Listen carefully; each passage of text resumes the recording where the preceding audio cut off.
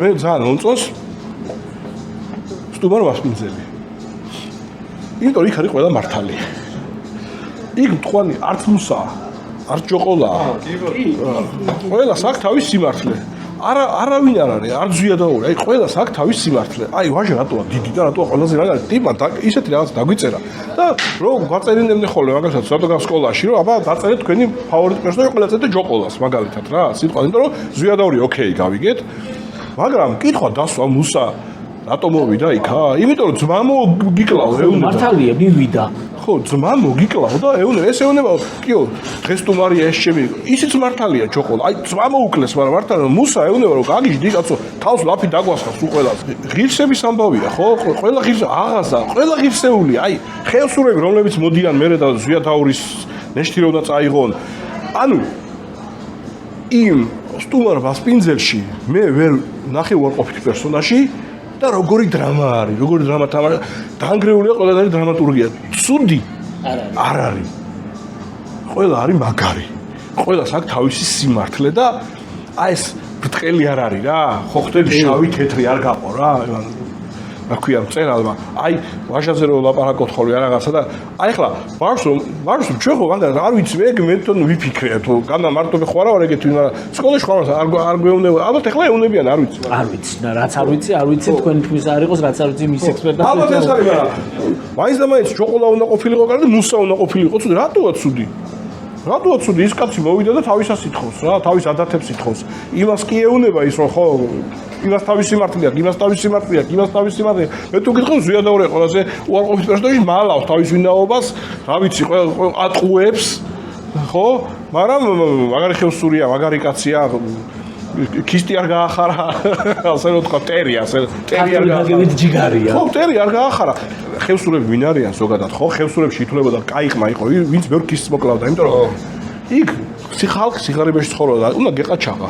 ყაჩაღობა იყო მაგარი ამბავი, იმიტომ რომ იმას ხარზროხას რომ წამოიყვანდი და სახში რომ მოიყვანდი, დოლათი იყო ეგ შენი და ეგ ითვლებოდა კარგ ტონად, ეგ არ ითვლებოდა ცუდ ტონად. ანუ ჩვენ დღევანდელი რეალიებიდან არ უნდა მივუდგეთ რაღაცა ამბებს რა, იმიტომ რომ ის ცხოვრების წესი იმას კარგად ახლდა და ეგეთი იყო მაშინ ეს ცხოვრება.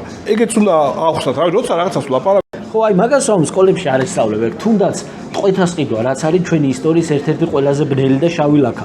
სკოლაში გაყვრით არის. არ მახსოვს. სხვათა შორის ხო, აი ტყვეთა ყიდვა ყველაზე საშინელება არის, რომ ოჯახები ყიდნენ.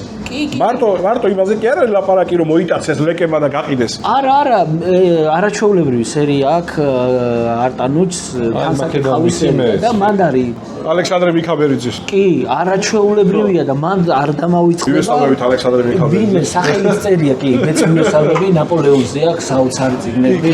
აი, ჩემ ფილმში ახლა ის სწორედ ამ მამლუქებზე რომ ალბათ ნაპოლეონის ექსპედიცია არ ვარ ეგვიპტეში, აი ძალიან დიდი ინტერვიუ ჩავწერე ალექსანდრესთან, ძალიან, ну, რა ვიცი, ერთ-ერთი თანამედროვეობის ერთ-ერთი საუკეთესო მეცნიერი არის ნაპოლეონის ალექსანდრე. არა მხოლოდ ნაპოლეონის და მაგ წიგნში აქვს სახელით წერია ამ პიროვნების ვინც ყიდა, მანუჩარი ერქვა და ყიდდა დედას. და ეს მისიონერი, კათოლიკე მისიონერი ეკითხება, რატო ყიდიო და რა ვიცი იქ ტყვეთ რო იქნება ის მაინც ვიცი რომ საჭმელს აჭმევენ. კარგად იქნება. ხო და დედა ზის აღწერილია გამისე დედა ზის და ელოდება მყიდველს. ეს მისიონერები ისე წუხან იმაზე რომ ამდენი ქრისტიანის სული გაიყიდება, ანუ ქრისტიანის სული იყიდება და გახდებიან მუსულმანები. იმასაც კი არ დარდობენ რომ ცუდად იქნებიან იქ. აი მაგას თუ დააკვირდებით ეგ არის მასაჟი არის ეგ რომ ეს ვინც ამას აღწერს ის ამბობს რომ უყურე ქობულეთში არის ეს ბაზარი და ეს ბავშვები და ესენი რომ იყავთო რამდენი ქრისტიანის სული დაიკარგაო გაიგე?